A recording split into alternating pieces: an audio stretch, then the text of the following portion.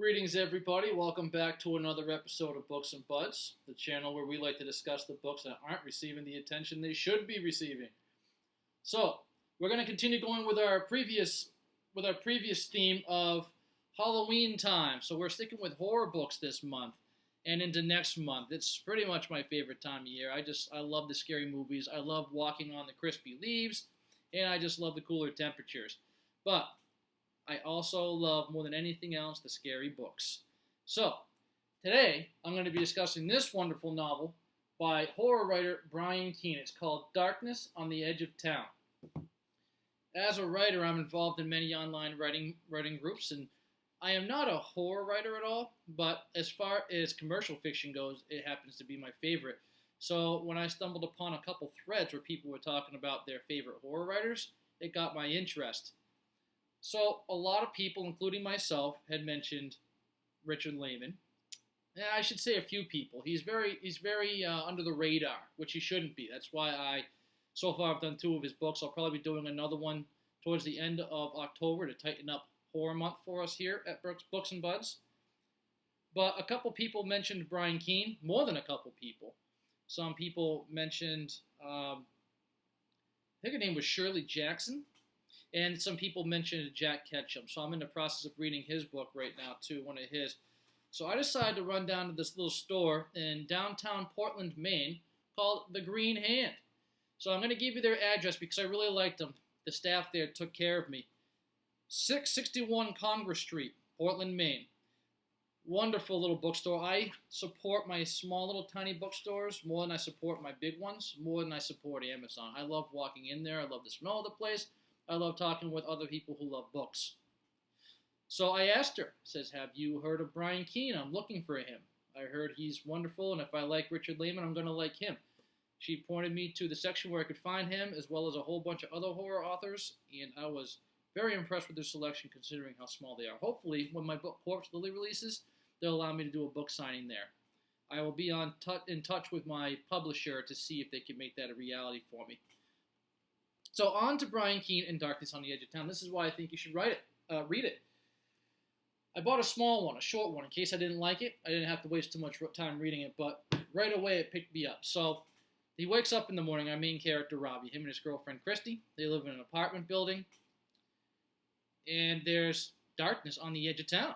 The sun never came out, and the whole town, it's just sectioned off. It's just this wall of darkness. You can't see the sun. You can't see anything.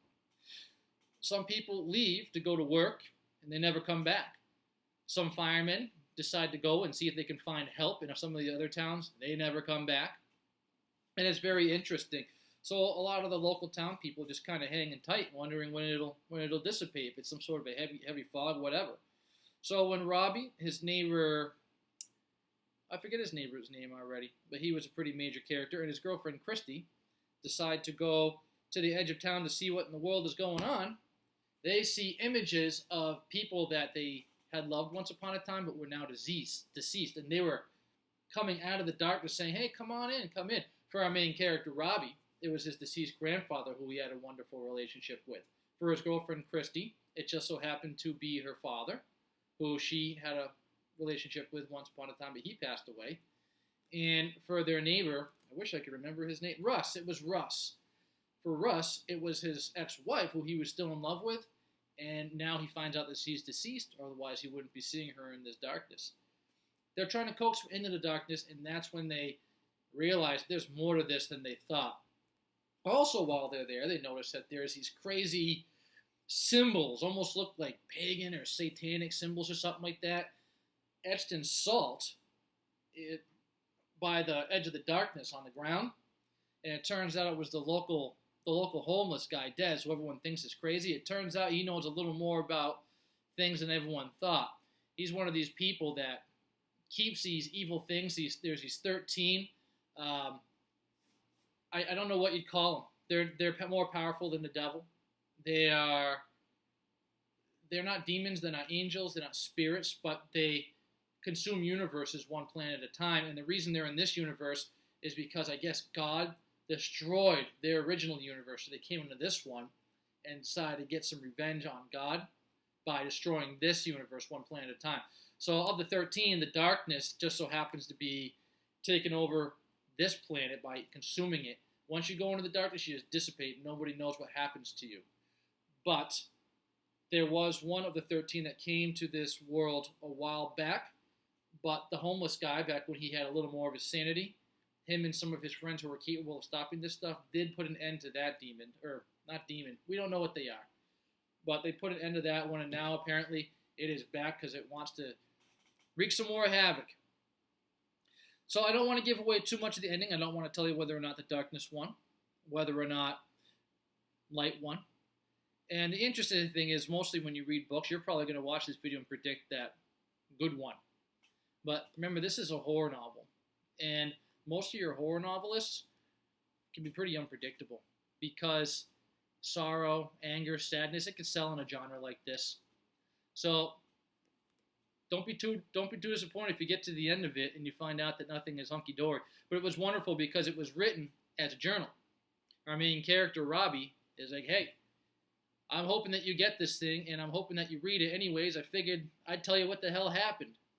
And then you get to the end of the book, and he reveals kind of what happened, but I won't give that away.